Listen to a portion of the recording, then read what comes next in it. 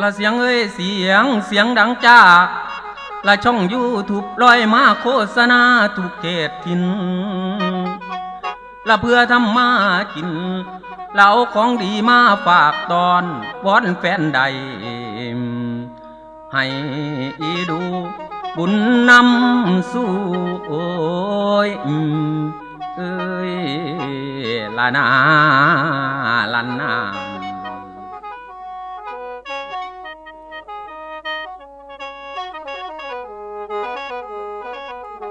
เราฝากแฟนๆแดนเหนือใต้ใกล้หรือไกล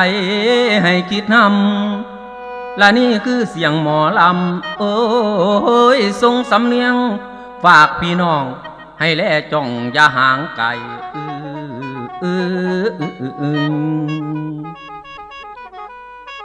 และช่องนพพลเด้อนี่ได้เอาใจใส่ติดตามและอยากเห็นอย่างอันเป็นของงามสิแลนหามาลงได้และฉันเต็มใจเพื่อทำให้เบิ่งกันไปกันเด้อพอและกดคอมเมนต์ไปบอกต่ออยากเบิ่งอย่างน้อนั่นเล่าแฟ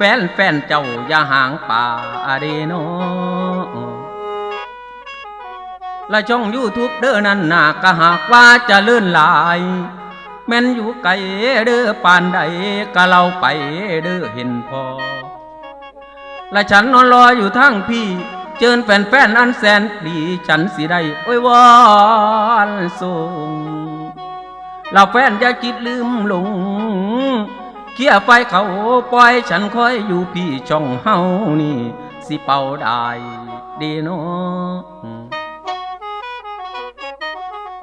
ละฝากในเด้อละกดติดตามในเด้อแฟนน้องอายอย่าเบื่อนายเลือนกดนี้ฝากไม่ตีจากคนลำเพื่อมาจำเด้อเอาไว้ละเบิ่งกันไปดอกเด้อท่านขอวอนว่านแฟนทุกทินละให้มีทวินปลูกสัมพันธ์กันก่อไว้ละสัญญาณเตือนมีข้อความเด้อนั่นใดกดเบิ่งให้เรื่องดีๆเด้อแฟนเด้อโอ้ยลานาลันนา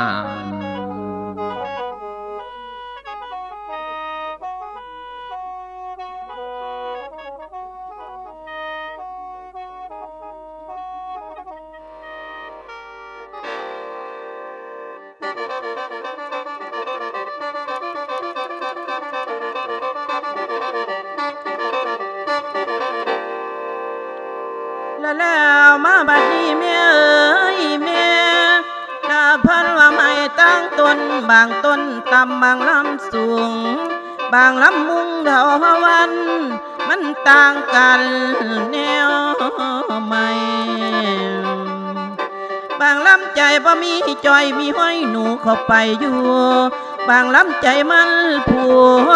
อุปมาเบิ่งแล้วคือคนแท้แม่ใหญ่เอ้ยบางก็ยิ้มเปยเกิดมาบ่อนมีความสุขบางก็ทรมานถูกมันต่างกันแท้นอป่าบางก็ละคืนบ้านบ่ทันแก่บางก็หากปอแปรตั้งแต่ตัวจากคนโอ้ยคนนี้ก็สร้างเป็นเล่าสัมมาเพิ่นจึงได้เลือกเป็นมองเห็นวางมาโนถูกอุปมีย้ำเศร้าบอกว่าเขาเลือกแทนสังขารแปร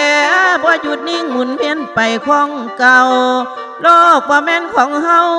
เป็นเพียงน้ำดอกแม่ป้าสถาทันให้อ่านทวนแล้วคนเกิดมามีแต่ทุกข์ล้วนต้องสร้างก่อทำกินและผู้มีสินมีทรัพย์นับว่าบุญคุณแล้วและแนววัตถุของฉันวาสนามันหน่อยต้องห้อยหาน้ำบานเพลินและมาคือถูกเหลือเกิน เดินหน้าลำแต่ละมือคือตัวคอยเมลาทุกลายนอคุณยายเอ้ยเอ้ยเอ้ยเด้